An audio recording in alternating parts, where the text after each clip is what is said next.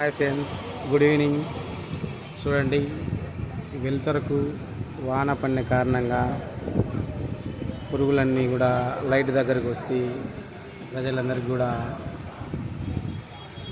ఇబ్బందులు గురి చేస్తుంటే దీక్ష ఫుడ్ సెంటర్లో లైట్లు బంద్ చేసి మరి టీ సెంటరు, టిఫిన్స్, ఫుడ్ అన్నీ కూడా రన్ చేస్తున్నారు.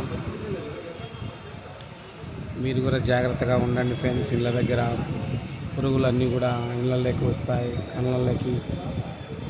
కళ్ళలోకి కూడా దూరి తీవ్ర నష్టం చేకూరుస్తాయి.